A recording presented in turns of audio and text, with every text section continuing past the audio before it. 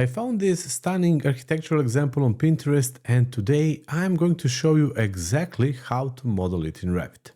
You will see just how quick and simple this process can be.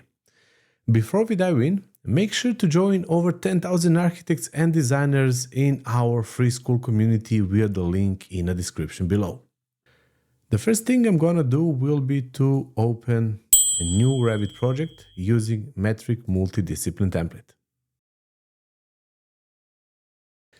And now I will create a 3D view, and then here we'll go to visibility graphics, and in annotation categories I'm gonna turn off levels as well as scope boxes. And because we are working with the roof, I'm gonna open the second level. And before I just start modeling, what I'm gonna do will be to determine the sizes of the roof.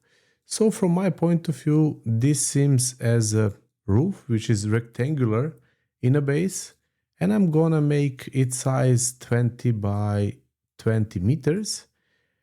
So let's go to Revit and let's create it. And that's why I took this level 2. So I'm gonna go to roof. I will take roof by footprint and select those two reference planes and then make the offset of 20 meters. It's 20,000 millimeters because I'm working with millimeters. Let's trim everything. And what we can do, we can also select all of the sides and we can set up the slope on 35 degrees. Let's hit OK. So we've got our square roof.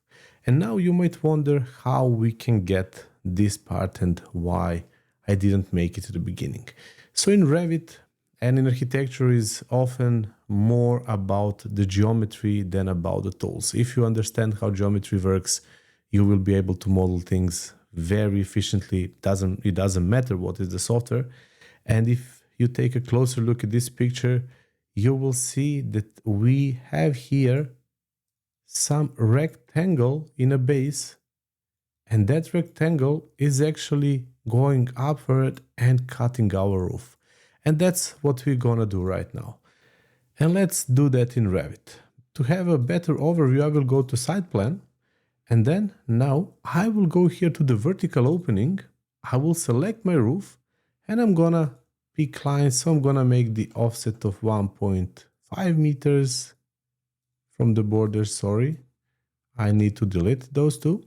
And then I'm gonna make this to be, let's say 6 by 6 meters, this opening. Let's take trim to corner. And boom, that's our roof. This is how we got it. So as I said, it's a lot about understanding geometry, and then when you know that, you saw how simply you can make it in Revit. So I just took roof tool, then I took the vertical cut for roof tool, and that was it. I'm done. Thanks for watching. If you found this helpful, hit like and subscribe for more Revit tutorials, and don't forget to join our free school community for deeper discussions and resources. And if you're ready to take your skills to the next level, check out my premium courses. See you in the next video.